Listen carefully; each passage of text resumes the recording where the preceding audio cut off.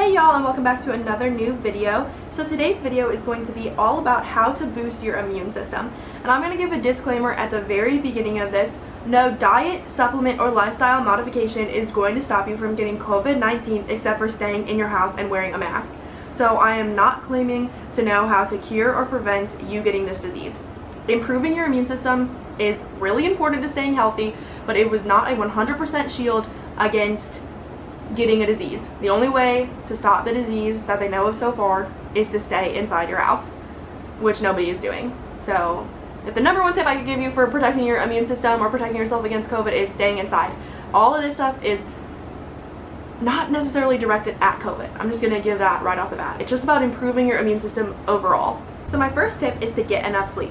So they did a study and they found that adults that get 6 or less hours of sleep a night are more likely to catch a cold than adults that get 6 or more hours of sleep a night, but 7 or more is best. If you're having trouble sleeping, it's really good to practice good sleep hygiene. I talked about sleep hygiene in one of my videos last week in my physical wellness one, so go refer back to that video if you need some sleep hygiene tips. The second tip is to eat more whole plant foods. So fruits, vegetables, nuts, legumes, and seeds are all rich in antioxidants, and antioxidants are a nutrient that boosts our immune system. They do this by decreasing inflammation in our body. So inflammation is a huge causer of disease and is a huge suppressor of the immune system. So sort of the whole theme of this video is going to be how to reduce bodily inflammation. Chronic inflammation is linked to the suppression of the immune system, as well as many chronic diseases such as heart disease, type 2 diabetes, and certain types of cancers, and Alzheimer's. So the fiber in plant foods is also really good for your immune system because it boosts your gut microbiome, and a healthy gut microbiome is going to stop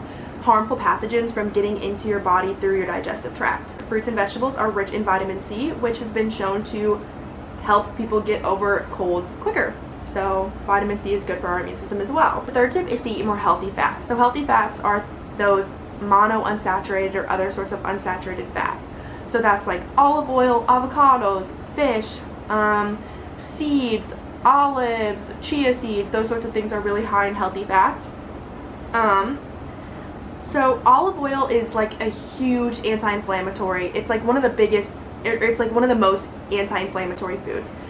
So eating a ton of olive oil can decrease your risk of chronic diseases such as heart disease and type 2 diabetes, and can also help the body fight off diseases caused by viruses and pathogens. Okay, so I'm not saying eating olive oil is going to stop you from getting COVID, but there is a link between olive oil and immune system response, a healthy immune system response. The fourth tip is eating more fermented foods or taking a probiotic if you don't like fermented foods.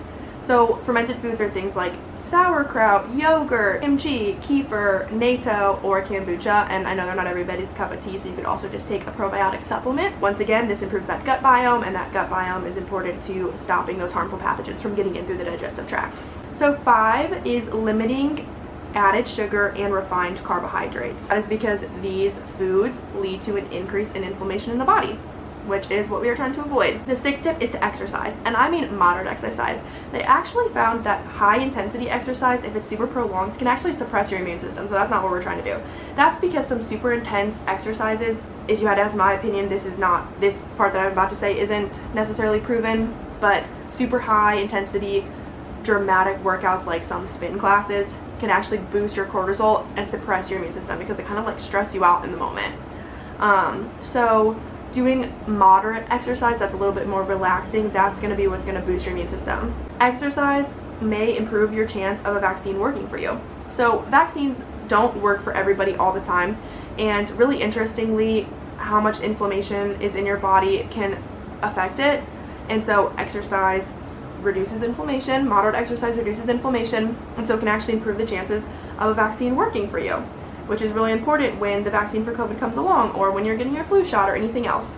And you should aim for 150 minutes of moderate exercise a week. So the seventh tip is to stay hydrated. Dehydration is bad for your health overall, but it is also bad for your immune system. Dehydration interrupts the ability for your immune system cells to regenerate regularly. And the good test of how much water you should be drinking, it's not as cut and dry as like 8 cups a day or whatever a day. The best way to tell if you personally are hydrated or not on a day-to-day basis is, and it's kind of gross, but your pee should be a pale yellow color, and yes, you should look.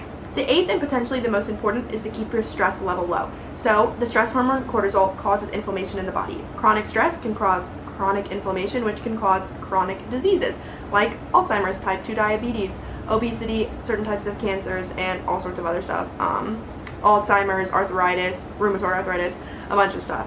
So it's really important to keep your stress levels low. Stress increases bodily inflammation and interrupts the regular functioning of your immune system cells.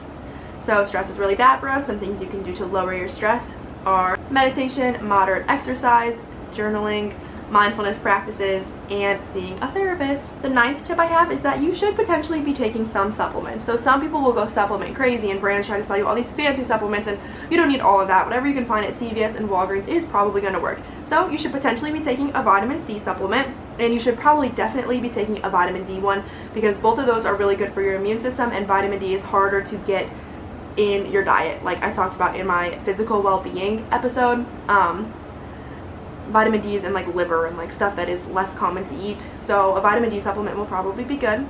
A probiotic for your gut, like I already talked about. You should also be taking zinc, potentially, if you don't feel like you're getting enough in your diet. An interesting one that there still needs to be more research done on is elderberry, and so they actually found in a small study that taking an elderberry supplement could help people reduce their risk of getting an upper respiratory tract infection, which is obviously like pretty important news right now, what with COVID, but that one still needs to be done in studies, bigger studies, and done repeatedly, but it's not going to hurt you to start taking an elderberry supplement. My last tip is that you should eat garlic. Garlic is good for your immune system, and it's really healthy for you, and it tastes really, really good, and it is a better way to season your food than, say, salt.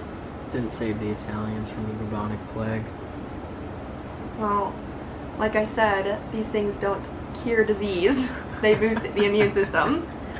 Also, the plague is a little bit more serious than the common cold, which is kind of what the immune system I'm talking about we're building is to defend. Okay, so none of these things are going to stop you from getting the bubonic plague, which there are still cases of occasionally. Did you know that? Like 4 cases a year. Isn't that crazy? Okay, so that is all I have for today. Thank you guys so much for watching. Please like and subscribe, and until next time, bye y'all.